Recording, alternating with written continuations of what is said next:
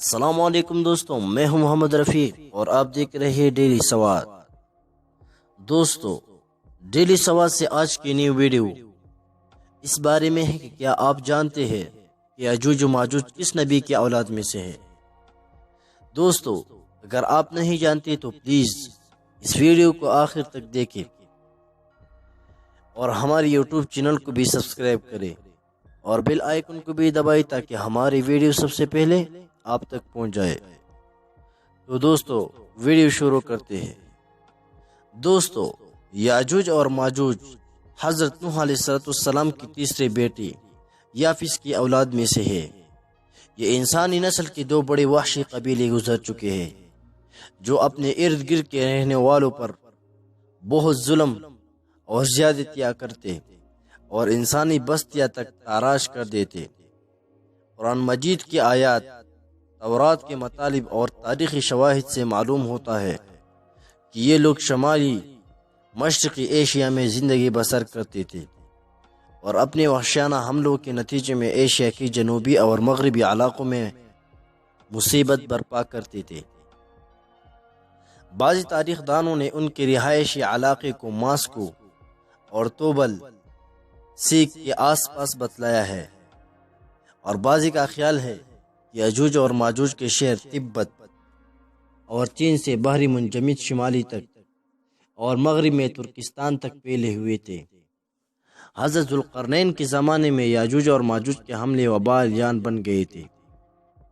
ان کے روک تھام کے لیے ذوالقرنین نے پہاڑوں کے مابین اونچی اور مضبوط دیوار تعمیر فرمائی۔ ذوالقرنین اور صدی ذوالقرنین کا ذکر قرآن کریم کی سورۃ الکہف میں موجود ہے۔ جس ذوالقرنین کا قرآن میں ذکر ہے، تاریخی طور پر وہ کون سا شخص ہے؟ تاریخ کی مشہور شخصیتوں میں یہ داستان کس پر منطبق ہوتی ہے، اس سلسلے میں مفسرین کے درمیان اختلاف ہے۔ تاریخ کی کتابوں کے مطالعے کے بعد لوگوں نے ذوالقرنین کی شخصیت اور صدی ذوالقرنین سے متعلق مختلف اندازے لگائے ہیں۔ بہت سے قدیم علماء اور مفکر سکندر اعظم کو ہی ذوالقرنین مانتے ہیں، مگر بعض اس کا انکار کر کے یہ دلیل پیش کرتے ہیں کہ ذوالقرنین دراصل حضرت سلیمان علیہ السلام کا خطاب تھا۔ جدید زمانے میں کچھ مفسر و مفکر ذوالقرنین کو قدیم ایرانی بادشاہ سائرس اعظم کا دوسرا نام قرار دیتے ہیں، اور یہ نسبتاً زیادہ قرین قیاس ہے، مگر بہرحال ابھی تک یقین کے ساتھ کسی شخصیت کو اس کا مصداق نہیں ٹھہرایا جا سکتا۔ دوستو، ذوالقرنین کے بابت قرآن نے صراحت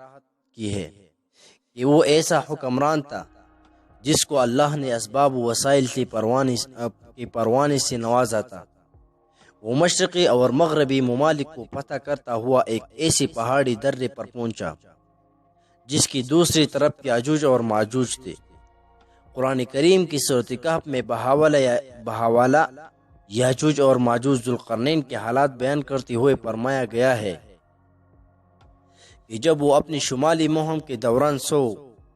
سو دیواروں کے درمیان پہنچا تو وہاں ایک ایسی قوم سے ملا جس کی زبان ناقابل فہم تھی۔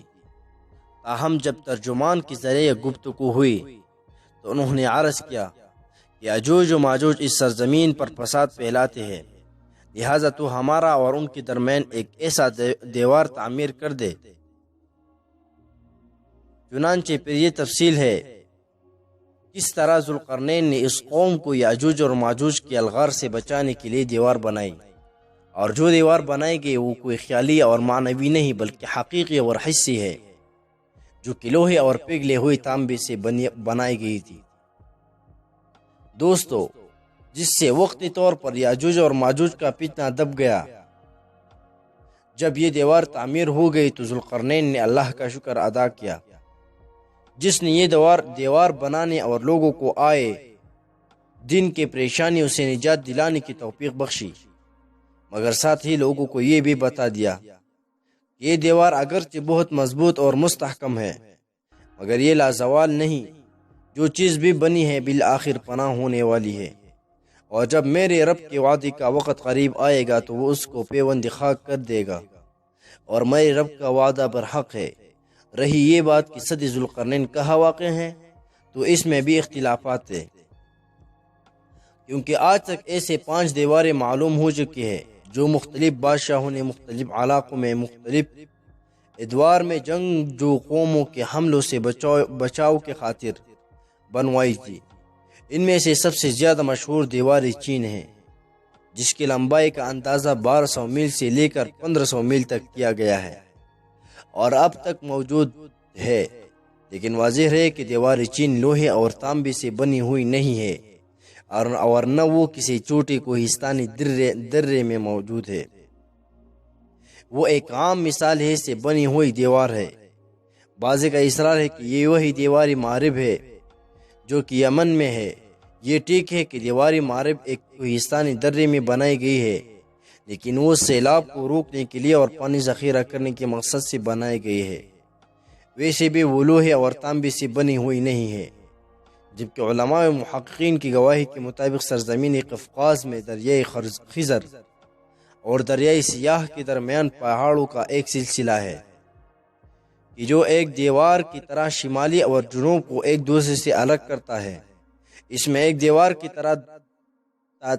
طرح کا درہ بھی موجود ہے جو مشہور درہ داریال ہے، یہاں تک کہ اب تک ایک قدیم تاریخی لوہے کی دیوار نظر آتی ہے۔ اسی بنا پر بہت سے لوگوں کا نظریہ یہ ہے کہ دیوار ذوالقرنین یہی ہے، اگرچہ صد ذوالقرنین بڑی مضبوط بنائی گئی ہے، جس کے اوپر چڑھ کر یا اس میں سوراخ کر کے یاجوج و ماجوج کا ادھر آنا ممکن نہیں، لیکن جب اللہ کا وعدہ پورا ہوگا تو وہ اسے ریزہ ریزہ کر کے زمین کے برابر کر دے گا۔ اس وعدے سے مراد قیامت کے قریب یاجوج و ماجوج کا ظہور ہے۔ صحیح بخاری شریف کے ایک حدیث میں حضور نبی کریم صلی اللہ علیہ وسلم نے اس دیوار میں تھوڑے سے سوراخ کو فتنے کے قریب ہونے سے تعبیر فرمایا۔ ایک اور حدیث میں آتا ہے کہ یاجوج اور ماجوج ہر روز اس دیوار کو کودتے ہیں اور پھر کل کے لیے چھوڑ دیتے ہیں، لیکن جب اللہ کی مشیات ان کے خروج کی ہوگی تو وہ پھر کہیں گے کہ کل انشاءاللہ اس کو کودیں گے، اور پھر دوسرے دن وہ اس سے نکلنے میں کامیاب ہو جائیں گے اور زمین میں فساد پھیلائیں گے، یعنی انسانوں کو بھی کھانے سے وہ گریز نہیں کریں گے۔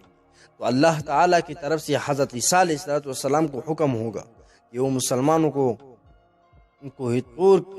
کی طرف جمع کر لے، کیونکہ یاجوج ماجوج کا مقابلہ کسی کے بس میں نہ ہوگا۔ تو حضرت عیسیٰ علیہ السلام اور ان کے ساتھی اس وقت ایسی جگہ کھڑے ہوں گے جہاں غذا کی سخت قلت ہوگی۔ پھر لوگوں کی درخواست پر حضرت عیسیٰ علیہ السلام یاجوج و ماجوج کے لیے بد دعا فرمائیں گے، بس اللہ تعالیٰ ان کے گردنوں اور کانوں میں کیڑے پیدا کر دے گا